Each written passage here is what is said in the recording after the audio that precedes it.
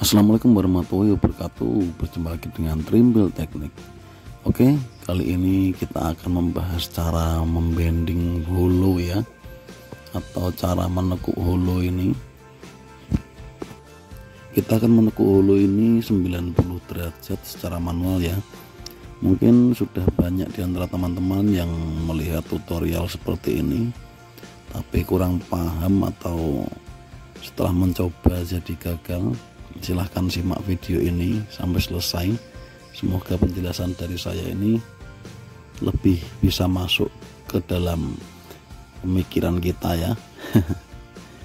Ini saya akan menekuk sebuah holo stainless dan akan saya finishing dengan menggunakan produk-produk dari Masayuki ya.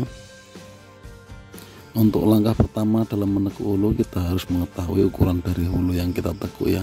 Kali ini kita menggunakan holo 4x4 full, jadi tidak banci, ukurannya 40 mm persis.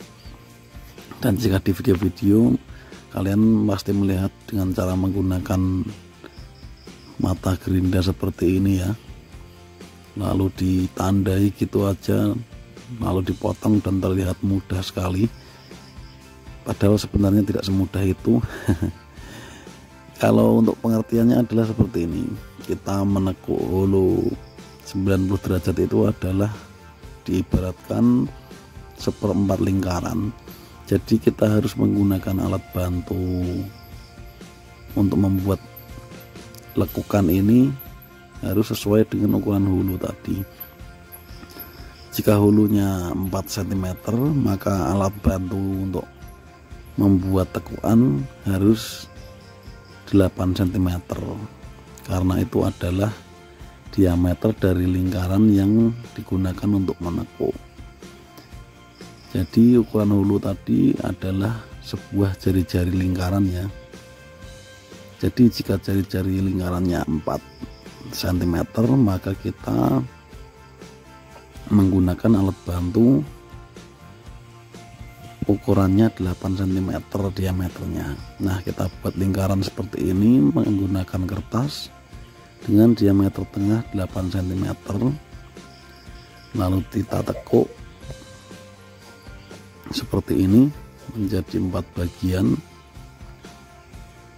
Jadi masing-masing bagian adalah 90 derajat atau seperempat lingkaran. Jadi jika teman-teman ingin menekuk holo 3 cm, maka alat bantunya adalah lingkaran dengan diameter 6 cm. Dan jika teman-teman menggunakan holo 35x35, berarti menggunakan alat bantu lingkaran dengan diameter 7 cm. Ibaratnya seperti itu ya. Jadi kita tidak akan bingung lagi dalam membuat sebuah lekukan, karena kita tahu teorinya. Oke, setelah jadi tadi kita bagi 4 seperti ini, alat bantunya kita potong untuk memberikan sebuah tanda pada holonya. Nah, ditandai seperti ini. Coba perhatikan baik-baik di video. Nah, ini dia gambar pertama, lalu kita ukur radiusnya seperti ini. Nah, umumnya pada tutorial akan dilakukan seperti ini dalam mengukur radius ya, tapi saat memutar kita itu rawan bergerak, jadi kadang terjadi kesalahan di situ, maka tidak akan akurat. Kalau ingin pasti, kita bisa menggunakan rumus lingkaran ini, diameter kali pi itu adalah rumus keliling lingkaran, lalu dikali 0,25 atau seperempat, itu adalah seperempat lingkaran. Jadi pi kali d dikali seperempat, kita ketemu 6,28 atau 6,3. Jadi garis ini tadi saya cek ternyata benar 6,3, maka bisa kita lanjutkan, berarti tidak geser ya tadi pas kita memutar. Kita lanjut seperti ini untuk menandainya. Yang bagian ini nanti kita potong. Nah, ini perhatikan di video, akan kita potong dengan menggunakan 2 buah mata gerinda. Untuk yang sisi lurus kita menggunakan mata gerinda yang besar, dan untuk sisi yang melengkungnya ini kita menggunakan mata gerinda yang diameternya kecil, jadi bisa untuk membuat lengkungan nanti ya. Jadi buat teman-teman yang masih bingung untuk menentukan radius tadi, saya ulangi lagi, yaitu 1/4 dari keliling lingkaran. Jadi jika keliling lingkaran itu adalah diameter dikali pi, maka pada kasus kali ini yaitu 8 cm dikali dengan pi, yaitu 3,14 atau 22/7.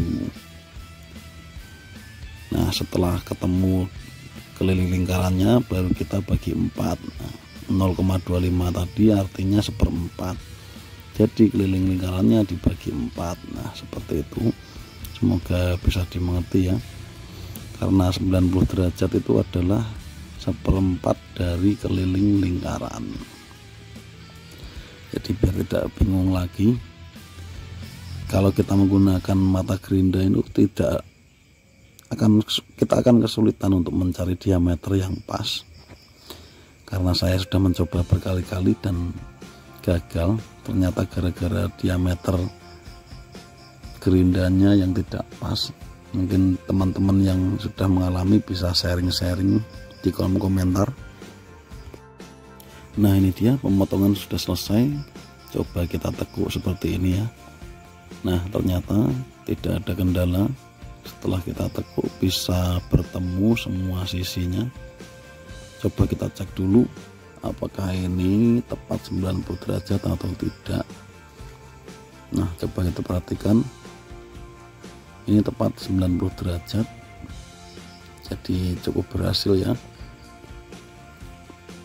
Sekarang kita bisa masuk ke tahap pengelasan. Kita las dengan menggunakan kawat las 2,0 mm dan ampere pengelasan 60 ampere. Oke, sekarang kita masuk ke tahap finishing ya. Yang pertama kita gunakan mata gerinda amplas susun merek Sharp yang sudah kita review kemarin. Jadi ini untuk finishing stainless enak sekali karena dia tajam dan juga kaku ya. Jadi kita tidak menggunakan mata gerinda stainless pun tidak apa-apa, jadi langsung kita gunakan mata amplas ini. Nah, coba perhatikan dia tajam sekali, sudah halus. Sekarang untuk proses selanjutnya kita gunakan yang gridnya lebih halus, jadi agar lukanya tidak terlalu terlihat kita haluskan lagi seperti ini. Untuk proses finishing stainless seperti ini sudah saya bahas pada video yang dulu pernah saya buat ya. Untuk lebih jelasnya bisa klik nanti videonya di akhir video, di sana sudah saya bahas lebih panjang lagi. Kalau untuk selanjutnya kita gunakan mata gerinda non woven ya, yang berwarna merah ini,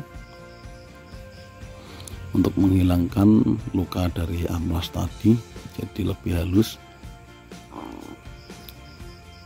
Oke, semua yang saya gunakan ini bisa Anda beli di toko online yang saya rekomendasikan di deskripsi video. Lengkap sekali ya di sana.